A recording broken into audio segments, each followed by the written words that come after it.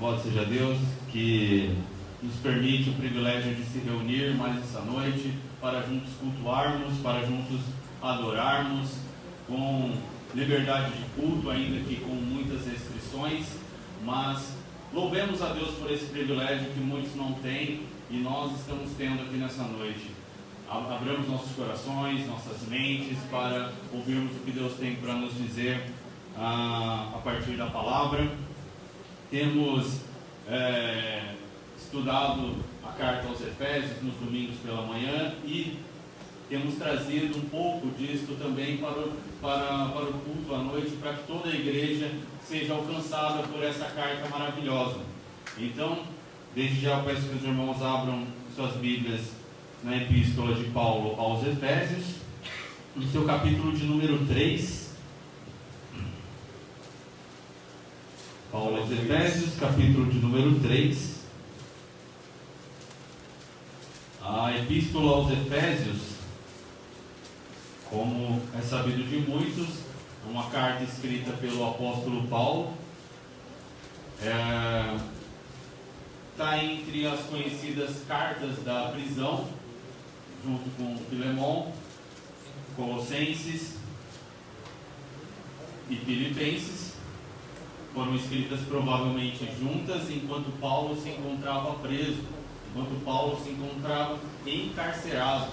E é interessante esse tipo de informação, porque a gente vê na epístola uma abundante exaltação, uma abundante alegria da parte de Paulo, mesmo ele estando preso, mesmo ele estando em adversidade, mesmo ele estando numa situação delicada, complicada. A gente vê ele falando de alegria, ele falando de regozijo, ele falando de felicidade, não somente na epístola aos Efésios, mas especialmente aos Filipenses também, que os estudiosos creem que foram escritos na mesma época, no mesmo cárcere, né? Então, são informações que é importante nós termos em mente ao lermos e meditarmos, né? Essa epístola ela pode ser dividida em duas partes. Do capítulo 1 ao capítulo 3 é uma parte mais doutrinária, onde Paulo vai falar a respeito de bênçãos espirituais maravilhosas, abundantes, ricas, que nós, a partir do momento que estamos em Cristo, desfrutamos. E nesse primeiro trecho, ele intercala a revelação de algumas verdades sublimes, profundas, espirituais, com orações. Após um trecho no capítulo de número 1, até o capítulo número 1, do verso 1 ao 13, onde ele apresenta essas verdades, ele irrompe numa oração pelos Efésios, para que os Efésios compreendessem aquelas verdades. Ele intercede para os Efésios para que o Espírito de Deus iluminasse o entendimento deles, para que, uma vez que eles estão em Cristo, uma vez que eles já são espirituais, mas que eles pudessem compreender a profundidade das bênçãos espirituais que nós temos. Muitas das vezes somos ricos em Deus, mas não sabemos. Não sabemos porque não temos a compreensão do tamanho das riquezas que temos em Cristo Jesus. E se os irmãos meditarem no capítulo de número 1, do 1 ao 13, os irmãos verão a profundidade dessas riquezas espirituais que nós temos. É um texto que não é muito fácil de ser compreendido. Você vai lendo verso a verso e ele vai falando de realidades espirituais, a bênção da predestinação, a bênção da eleição, a bênção de sermos herdeiros com Cristo, bênçãos muito profundas que justificam o fato de, a partir do verso 14 do capítulo 1, ele irromper num momento de oração para que os Efésios pudessem compreender aquelas verdades. Então, muitas das vezes, irmãos, não basta só mesmo lermos as Escrituras, meditarmos nela, é necessário gastarmos tempo intercedendo para que o Espírito Santo de Deus nos ilumine no entendimento dessas verdades, para que a gente entenda o quão rico a gente já é em Cristo Jesus e possamos, assim como Paulo, irromper em hinos de louvor e alegria, como essa carta está tão repleta. No capítulo de número 2, ele começa a descrever a realidade do ser humano sem Deus, mortos em delitos e pecados, alienados dos pactos e das promessas, distantes distantes de uma esperança de um Messias. E em contraste, ele começa a falar das bênçãos que temos ao encontrarmos Cristo. Somos vivificados, nos assentamos nos lugares celestiais. Judeus e gentios que outrora eram separados, que outrora tinham inimizades, que outrora não tinham um bom relacionamento, agora em Cristo Jesus fazem um só povo, a igreja, o corpo de Cristo. E depois desse trecho também doutrinário, Paulo irrompe numa segunda oração, aqui no capítulo de número 3.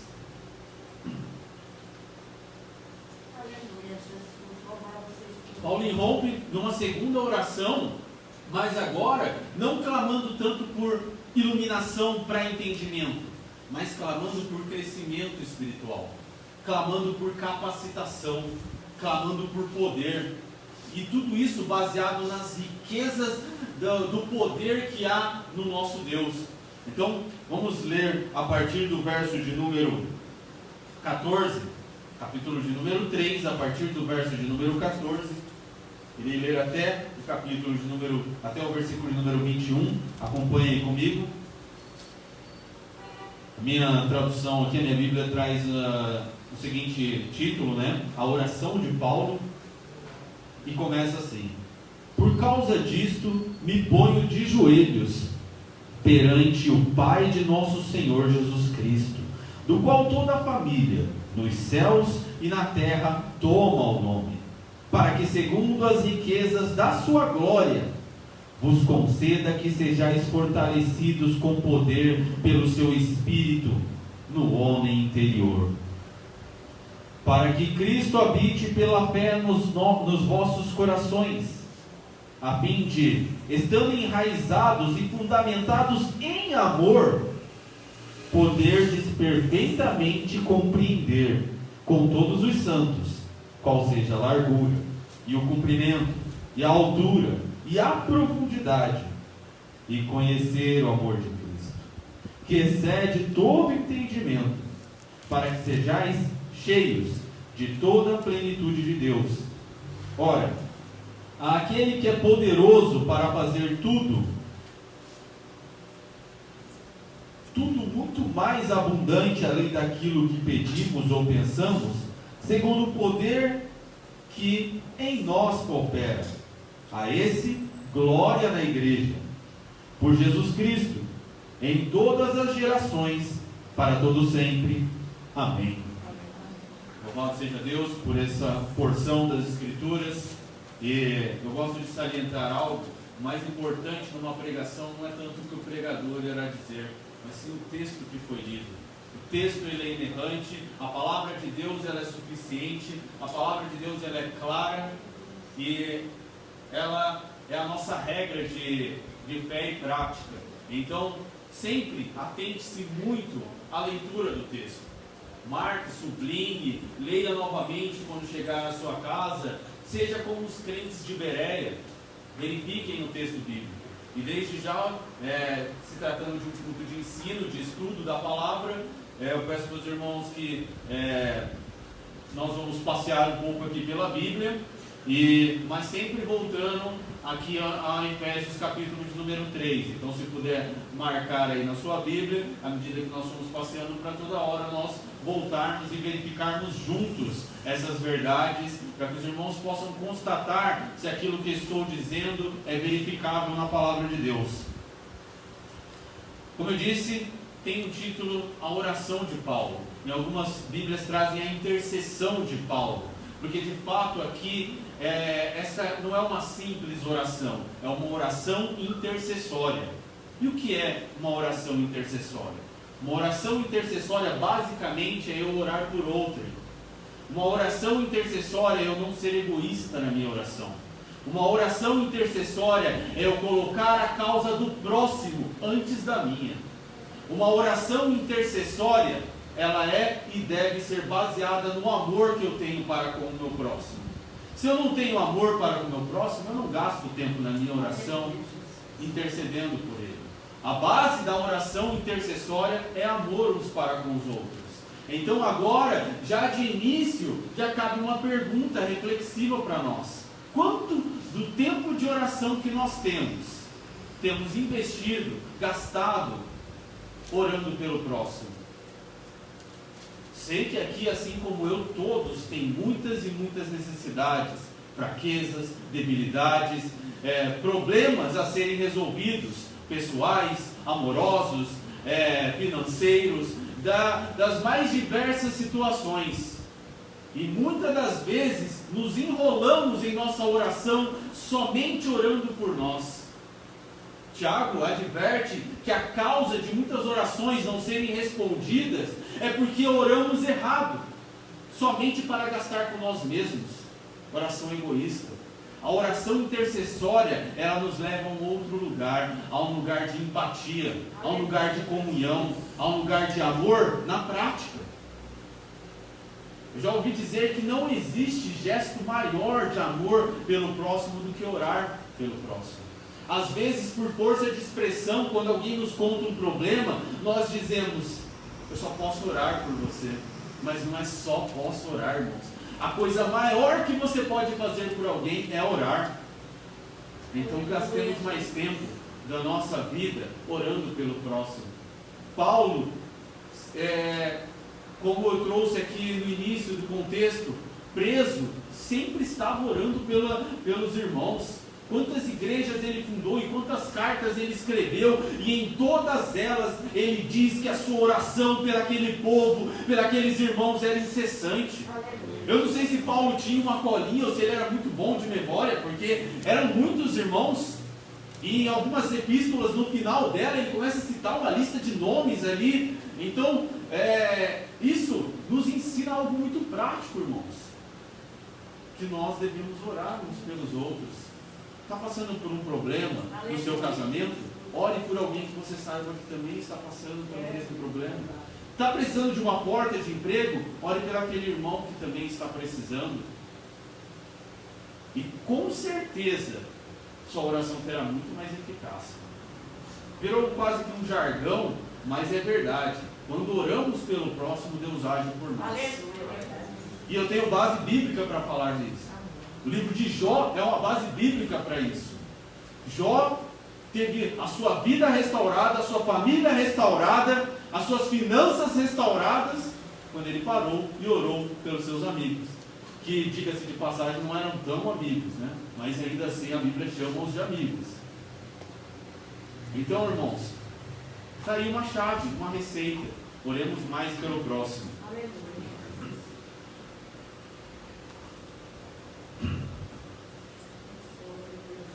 Aleluia.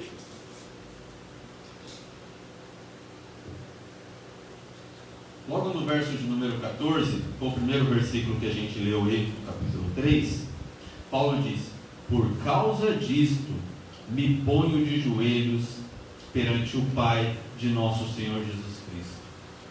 É interessante aqui a ênfase que ele dá: por causa disso eu me ponho de joelhos. Talvez para nós passe despercebido essa ênfase, porque é comum para nós orarmos de joelhos, mas não era comum para os judeus do primeiro século.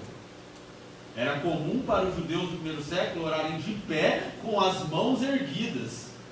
Esse era o hábito comum dos judeus orarem no primeiro século, e não de joelhos. Então aqui o fato de Paulo deixar claro que ele se prostrava de joelhos fala de contrição ainda maior em sua oração. É como que se para nós, que já somos acostumados a orar de joelhos, tivéssemos orando deitados com a cara de fato no chão. Para ilustrar para os irmãos a diferença. Então, aqui, Paulo não está falando de uma única forma de se orar, porque a Bíblia relata vários tipos de orações feitas sentados, de pé. Não existe um misticismo numa posição específica para se orar, mas que sabemos que o fato de estarmos de joelhos diante do nosso Deus revela a nossa condição ante Ele. Ele é o Criador, nós somos criaturas. Ele, segundo o texto aqui, é o Pai, nós somos o Filho. Aleluia. A Ele devemos honra, glória, temor, a sua grandiosidade ante a nossa pequenez. Somos pó e cinza diante de um Deus todo-poderoso como nosso. Então a posição de oração de joelhos, ela diz muito. Ela diz muito da nossa situação. Nos prostremos de joelhos uns pelos outros.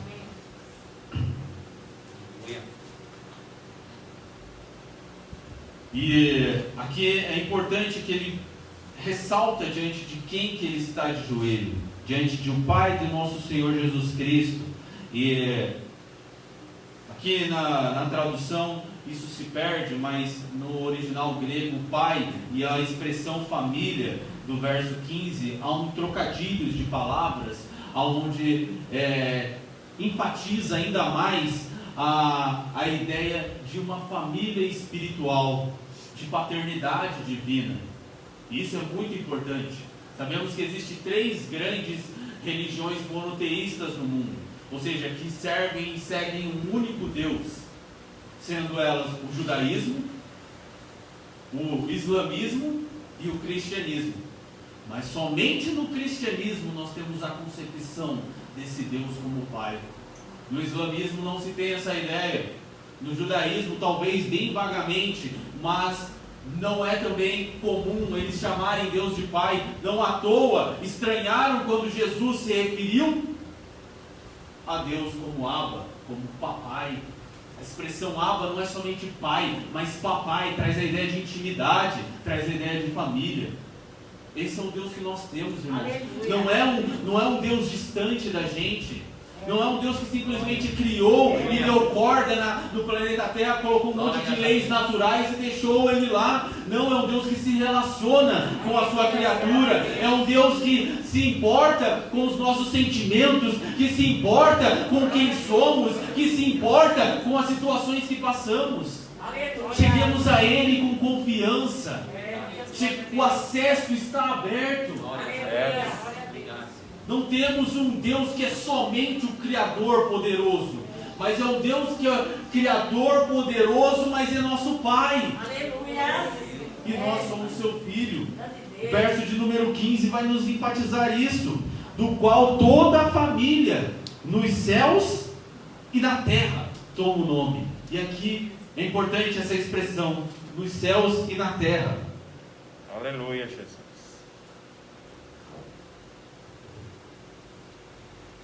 Do qual toda a família nos céus e na terra toma o nome.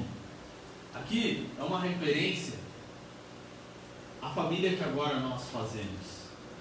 A igreja de Cristo ela é uma só. E mesmo aqueles irmãos queridos nossos, parentes, entes queridos, amigos, que já se foram em Cristo, eles fazem parte dessa família. É isso que essa expressão quer dizer, tanto nos céus quanto na terra. A igreja, ela é militante no sentido daqui da terra, aqui agora, nós militamos pela causa do Evangelho.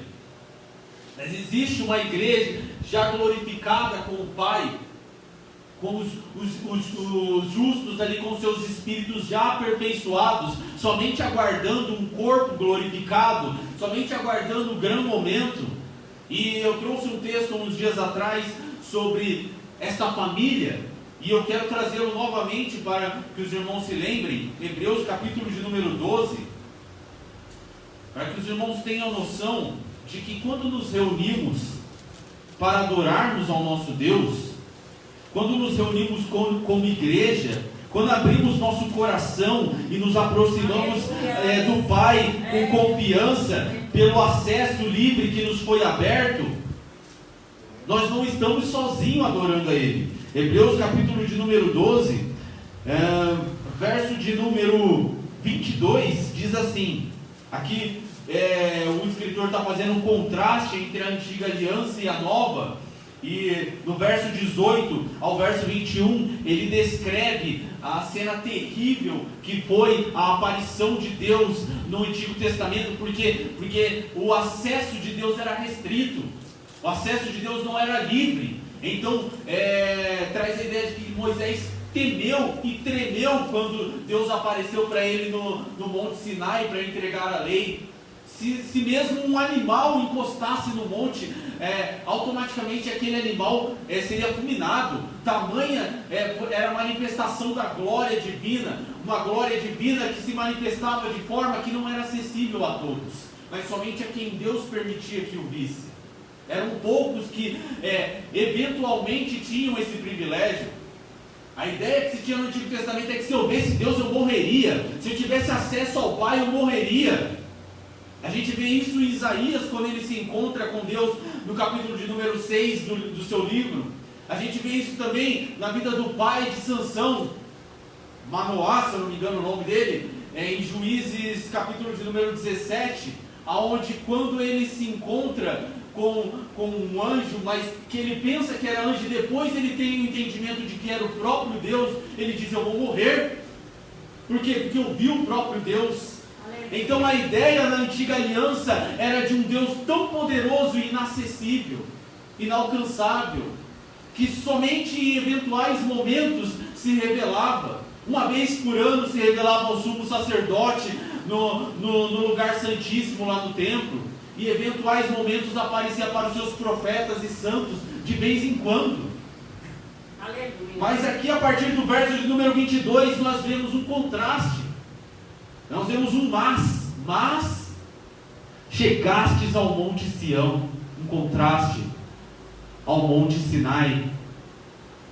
E aqui é o monte Sião no sentido espiritual, e a cidade do Deus vivo, a Jerusalém celestial, e aos muitos milhares de anjos, a universal assembleia e igreja dos primogênitos que estão inscritos nos céus, e a Deus, o juiz de todos, e aos espíritos dos justos aperfeiçoados, e a Jesus, o mediador de uma nova aliança, e o sangue da aspersão, que fala melhor do que o sangue de Abel.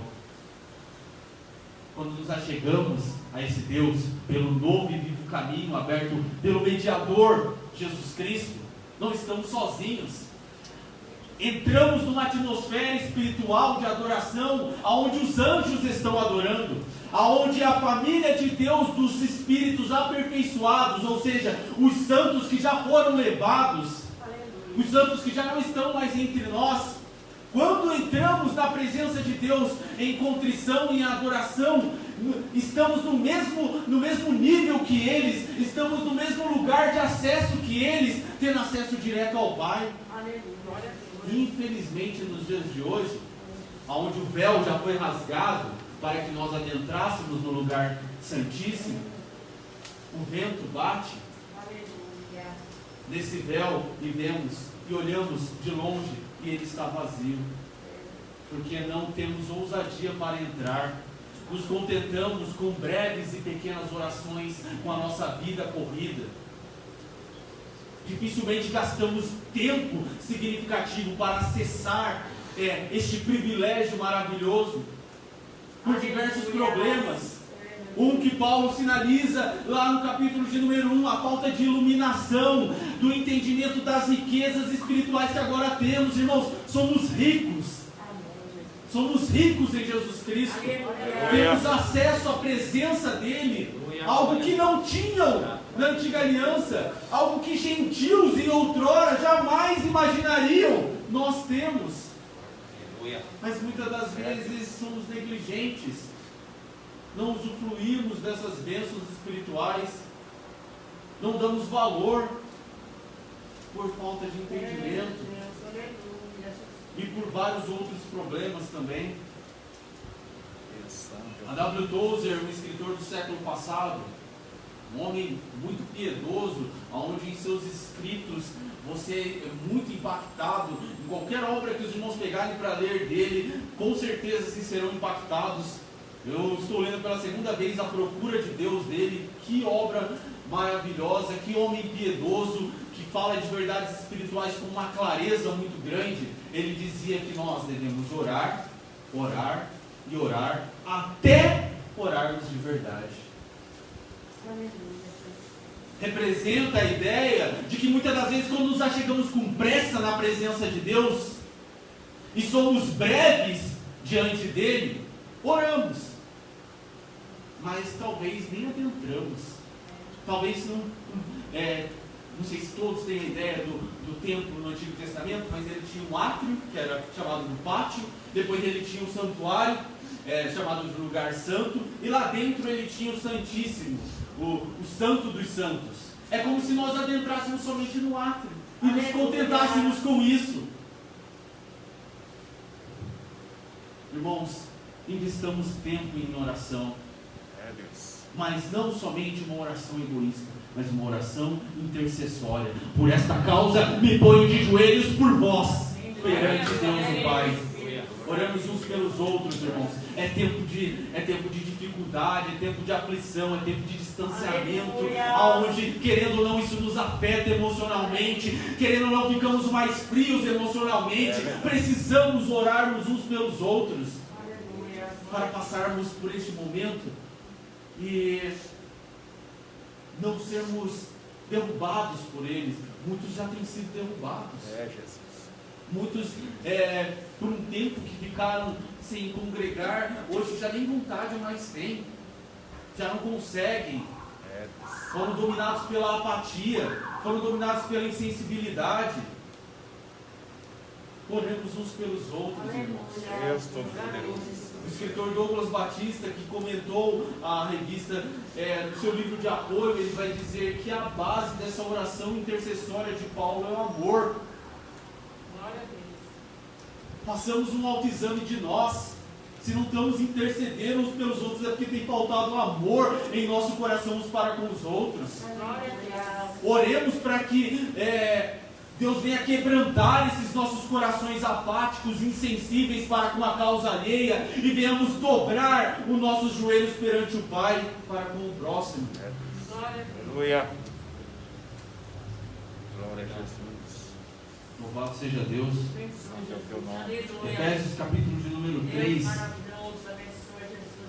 verso de número 16, vai nos dizer que para que segundo as riquezas da sua glória vos conceda que sejais fortalecidos com poder pelo seu Espírito no homem interior. Os comentaristas, os intérpretes das Escrituras vão dizer que essa oração de Paulo é uma das orações mais ousadas de todo o Novo Testamento. Se nós pararmos para analisar cada uma das sentenças de forma particular e perguntarmos o que Paulo está pedindo aqui, nós veremos que Paulo está pedindo grandes coisas. Mas com base no que Paulo está pedindo essas grandes coisas? O verso de número 16 que acabamos de ler, ele diz: com base nas riquezas da sua glória. Nós temos um Deus que Ele é rico. As riquezas da sua glória são imensuráveis. As riquezas da sua glória são incontáveis. As riquezas das suas glórias não podem sequer ser colocadas em palavras. É por isso que Paulo usa abundantes superlativos para se referir a essas riquezas da glória de Deus. Para que segundo, com base nas riquezas da sua glória, seja feito o quê? Aqui é a primeira oração dele: vos conceda que sejais fortalecidos com poder pelo seu Espírito no homem interior. Aqui nós vemos a primeira petição dele. Nós vimos que ele começa dizendo por esta causa, mas agora ele começa a dizer o porquê realmente. Para que sejais fortalecidos com poder. Aqui ele está falando de revestimento, mas aqui ele não está falando de revestimento que nem Lucas fala no evangelho dele e no livro de Atos que ele escreveu. Lucas, quando fala de revestimento de poder, ele fala de um poder externo para me evangelizar, para me ser testemunha eficaz. É o que nós chamamos de batismo com o Espírito Santo, que é esse revestimento de poder, para que nós tenhamos poder para termos eficácia na hora de falarmos do Evangelho. Paulo aqui não está falando desse tipo de revestimento. Paulo ele dá uma ênfase diferente, ele dá uma ênfase no homem interior. Para que sejamos fortalecidos com poder pelo Espírito de Deus no homem interior. Irmãos, muitas das vezes estamos bem fisicamente, muitas das vezes estamos ótimos de saúde, muitas das vezes temos uma boa alimentação, não temos problemas de saúde, somos vigorosos fisicamente, mas e o nosso homem interior, como anda? Vejamos, pois, Sansão na antiga aliança, aonde Deus o escolhe desde o ventre da sua mãe para um propósito de libertação do povo de Israel da mão dos filisteus, e faz ali meio como que uma aliança com sua mãe, e o dá poder e vigor físico. Era um homem extremamente forte, todos conhecem a história dele aqui, mas interiormente era fraco, vivia caindo em prostituição, por falta de fortalecimento no homem interior. E é por isso que Paulo está orando aqui. Eu não sei se os irmãos têm notado a ênfase que eu tenho dado na sublimidade, na superioridade das bênçãos espirituais comparada com as materiais que nós pedimos, gente. É por isso que eu enfatizo, esta oração de Paulo é a oração mais ousada que nós vemos no Novo Testamento. Ele não gasta uma linha sequer orando, gastando o seu tempo pedindo por coisas que o Pai já disse, que na verdade que Jesus Cristo já disse que se buscássemos o reino Ele acrescentaria. Ele não gasta tempo pedindo isso. Eu não estou dizendo aqui que é errado pedindo isso, pelo contrário, o próprio Jesus disse que devemos orar pelo pão de cada dia. O nosso Deus é o Deus da provisão. Mas aqui Paulo, em toda a epístola aos Efésios, ele destaca uma ênfase nas bênçãos espirituais. Somos ricos espiritualmente, as bênçãos espirituais são sublimes. Oramos a Deus por entendimento delas, e para que nos apossemos delas. Aleluia. Muitas das vezes vivemos como mendigos espirituais, por não buscarmos entendimento, por acharmos que só o pastor, que só o ensinador da palavra é quem deve buscar. Somos acomodados, deixamos que a rotina diária nos domine. Esquecemos que Paulo, escrevendo aos Efésios também, ora para que tenhamos sabedoria e venhamos remir o nosso tempo, porque os dias são maus. E ele fala, para que remir? Para se encher do Espírito Santo e não se embriagar com o vinho da contenda. Irmãos, a responsabilidade de nos debruçarmos sobre a palavra de Deus para compreendermos aquilo que Ele nos deu é individual. A igreja está aqui para junto nos edificarmos, para junto crescermos, para darmos a direção, mas nós não podemos passar para o outro a responsabilidade que é nossa. Meu Deus. A oração e a leitura e meditação da palavra é responsabilidade individual de cada um, irmãos. Devemos buscar mais de Deus. Certa feita, perguntaram a um sábio homem qual que era mais importante, a oração ou a palavra? E de maneira muito sábia, ele respondeu: qual é mais importante para um pássaro? A asa esquerda ou a direita?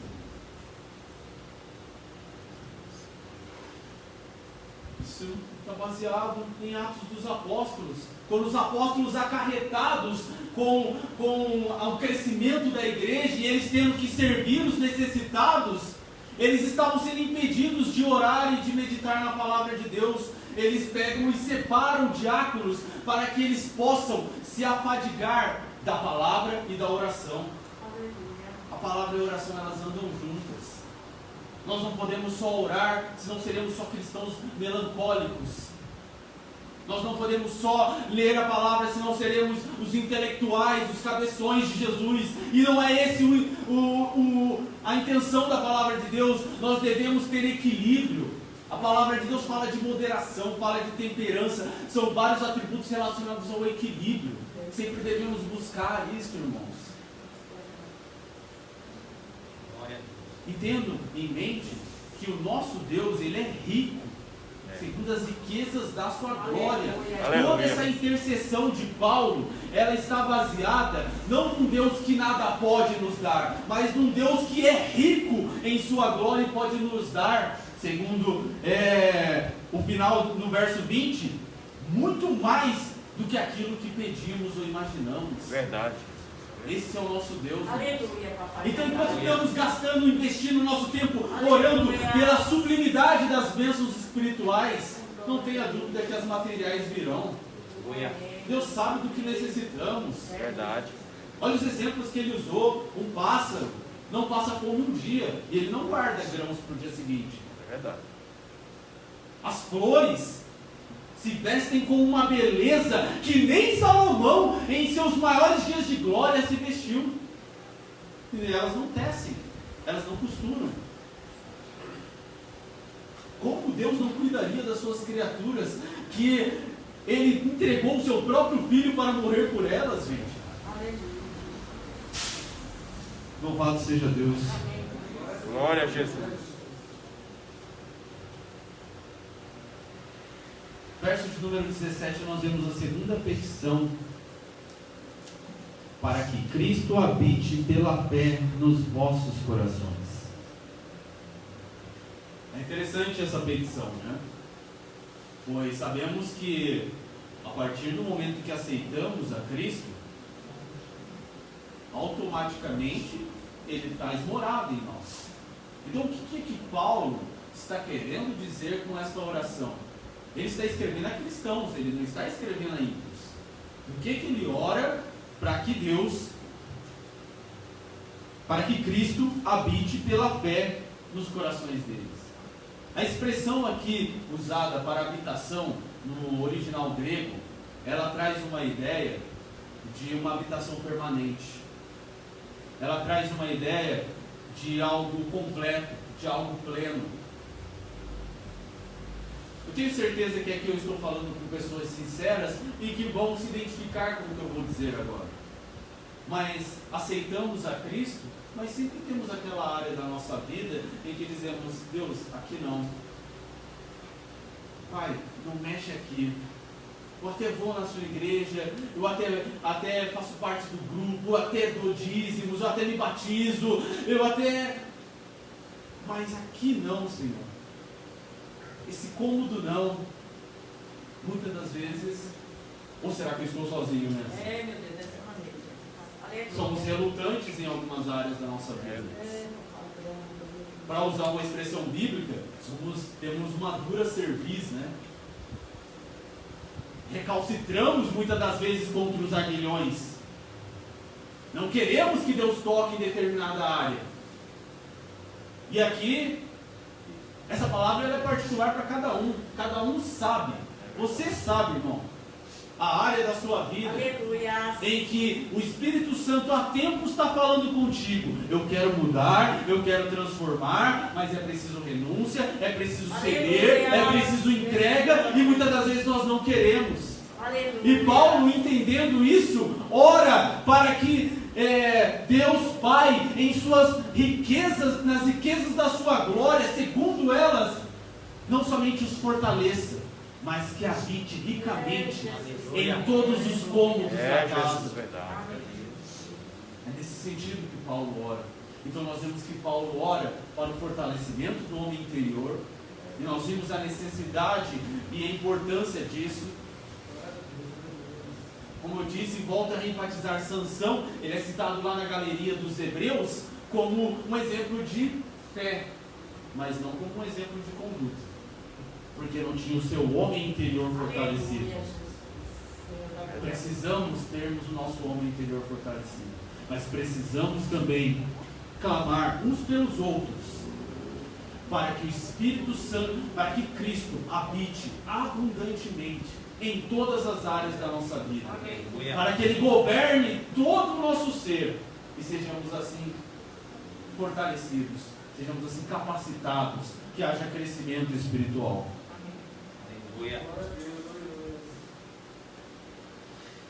A segunda parte do verso de número 17, Paulo vai usar uma dupla metáfora aqui, muito interessante.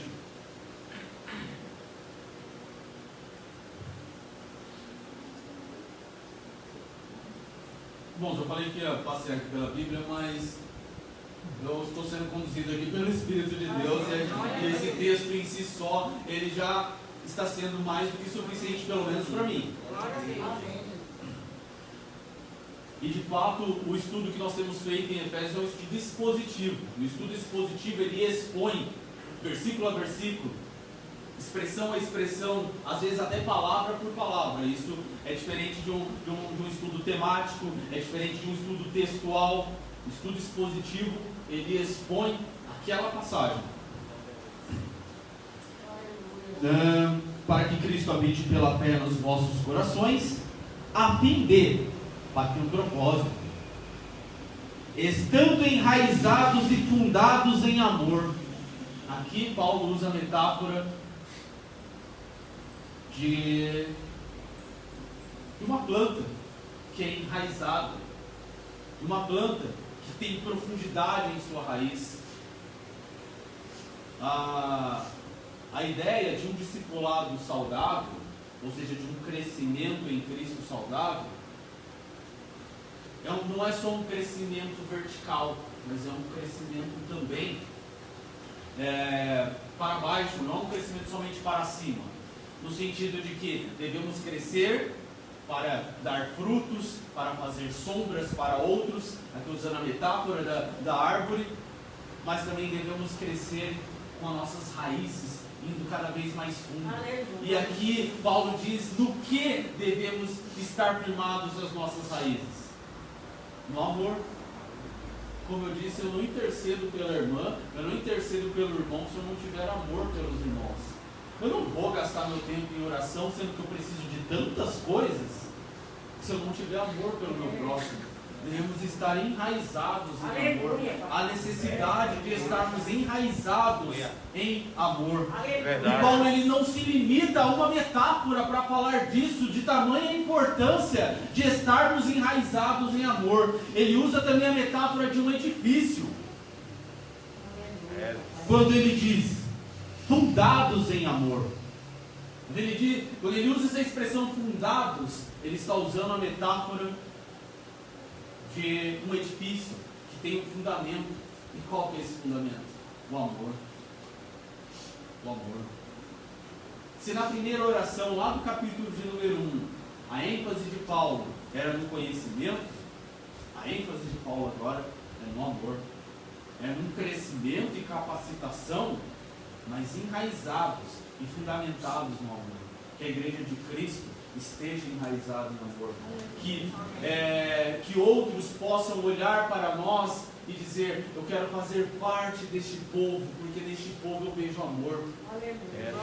Quando Jesus Cristo, com os seus discípulos, disse a eles um dos sinais que eles deveriam ter, de que eles eram verdadeiramente os seus discípulos, ele disse que este sinal seria o amor. Olharão para vocês e os reconhecerão como meus discípulos quando vocês verdadeiramente se amarem. Uma das críticas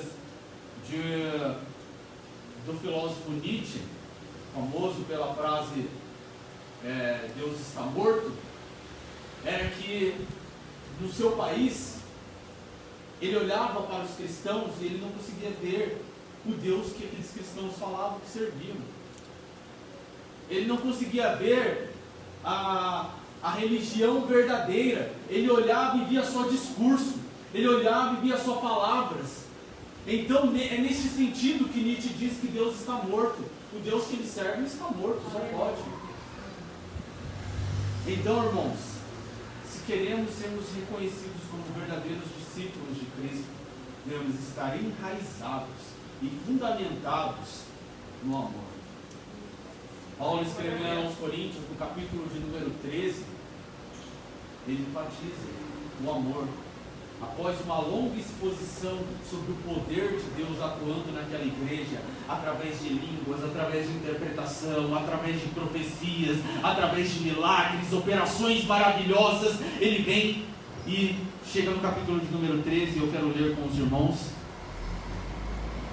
e faz uma das declarações mais lindas sobre o amor.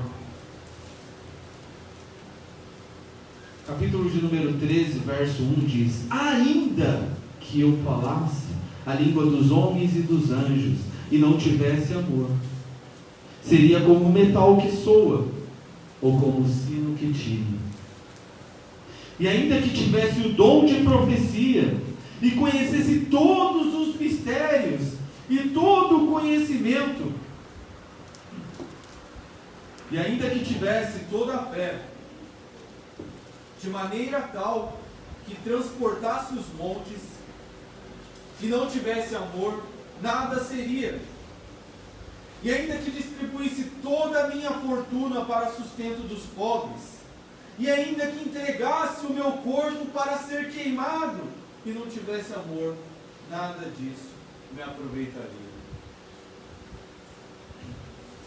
Vemos aqui claramente que a base da fé cristã, a base da religião verdadeira é o amor. Devemos estar enraizados e fundamentados neste amor. Efésios capítulo de número 3, verso de número 18. Poderdes perfeitamente, deixa eu ler a segunda parte do verso 17. A fim de, estando enraizados e fundados em amor, poderdes perfeitamente compreender com todos os santos qual seja a largura e o comprimento e a altura e a profundidade e conhecer o amor de Cristo. Então aqui, agora, Paulo muda sua intercessão. A intercessão dele agora é pela compreensão novamente, como no capítulo de número 1. E é interessante que Paulo diz que nós devemos estar enraizados e fundamentados no amor para entender do próprio amor dele. Então, isso revela a infinitude do amor divino. Que quanto mais enraizados, quanto mais profundos estivermos no amor do nosso Senhor e Salvador Jesus Cristo, mais o conheceremos. Há um pregador famoso norte-americano que diz que uma das coisas mais difíceis de nós lermos a Bíblia e compreendermos é como Deus nos ama. E um dos hinos da nossa harpa corrobora com essa ideia. Oh, por que Jesus me ama? Eu não posso te explicar, aleluia, mas a ti também te chama, pois deseja te salvar. É inexplicável esse amor. Aleluia, papai, glória a Deus. E é por isso que Paulo ora para que nós não somente estejamos enraizados e fundamentados, mas que a nossa compreensão desse amor cada vez aumente. Se a compreensão do amor divino cada vez aumentasse em nossas vidas, dificilmente andaríamos tristes, dificilmente andaríamos abalados, dificilmente estaríamos mendigando o amor do próximo, pois entenderíamos que aquele que é maior que tudo, que é maior que todos, já nos ama, de uma forma tal que nem os profetas e os apóstolos que tiveram as maiores revelações divinas da história da humanidade conseguiram descrever. O apóstolo João, escrevendo sobre o amor, disse que amou o mundo de tal maneira, faltou-lhes palavras para descrever de qual maneira que Deus o amou. Esse é o nosso Deus, gente, Ele nos ama. E se nós estivermos enraizados e fundamentados nesse amor, não teremos dificuldade de amar o nosso próximo. Aleluia. Mesmo que esse próximo sejam como os amigos de Jó, que só nos julgam. Mesmo que esse próximo seja alguém que esteja nos machucando. Você quer aprender a amar alguém? Coloque ele na sua lista de oração. Glória a Deus. Eu não tenho dúvida que uma semana você gastando um tempo significativo orando por essa pessoa, você irá aprender a amá-la. Louvado seja Deus. E aqui Paulo fala de 4 dimensões do amor divino, né? Do amor de Cristo. Ele fala da largura, ele fala do comprimento, ele fala da altura e ele fala da profundidade. Mas ele não fala qual é a largura, ele não fala qual é o comprimento, ele não fala qual é a altura e ele não fala qual é a profundidade. Aleluia. Sabe por quê, irmãos? É óbvio, é infinito o amor do nosso Deus. É verdade. É por isso que podemos constantemente estarmos enraizados e fundamentados nesse amor. E ainda assim orarmos e rogarmos para que Deus nos dê maior compreensão desse amor, não somente para nós, mas para o próximo também, porque esse amor é infindável. Aleluia. Glória a Deus. É roubado cidade. E ele conclui com um dos versículos mais lindos desse trecho, né? Que o amor de Cristo, que excede todo o entendimento, para que sejais cheios da plenitude de Deus, toda a plenitude de Deus. Aqui é um paradoxo, pois mesmo Paulo, que nos exorta a estarmos enraizados, a estarmos fundamentados, que ora pela compreensão deste amor, ele vai nos dizer que esse amor, ele excede todo entendimento. Em última instância, ele é inesgotável no sentido de tentarmos entendê-lo intelectualmente. Ele é inesgotável no sentido de tentarmos compreendê-lo apenas lendo. É algo experiencial, é algo relacional, é algo vivencial que nós devemos experimentar. Provaides e vedes que o Senhor é bom. Glória a Deus. E ele conclui no verso de número 20 e 21 dizendo: ora, aquele que é poderoso para fazer tudo muito mais abundantemente, além daquilo que pedimos ou pensamos, segundo o poder que em nós opera, a esse glória na igreja, por Jesus Cristo, em todas as gerações, para todos sempre. Amém. Aleluia. Então aqui nós vemos o porquê da ousadia de Paulo em pedir coisas tão grandiosas. Não somente porque ele está fundamentado segundo as riquezas da glória desse Deus que é todo-poderoso, mas porque ele é poderoso para fazer tudo. Aleluia. E muito mais Meu Deus. do que aquilo que pedimos. Verdade. Muitas das Aleluia. vezes não sabemos como pedir, muitas das vezes somos limitados e acanhados no que pedir. Pedimos pouco, pedimos pequeno, mas aqui Paulo nos mostra que nós temos base neste Deus para pedir coisas grandes.